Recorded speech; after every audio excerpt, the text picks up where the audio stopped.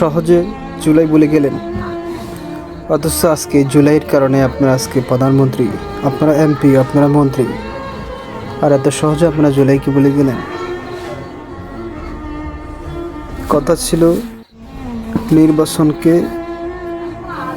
অগ্রগামী করার জন্য প্রথমে জুলাইয়ের উপরে স্বাক্ষরিত হয়, সবাই ঐক্যবদ্ধ হয়, জুলাই বাস্তবায়ন হবে।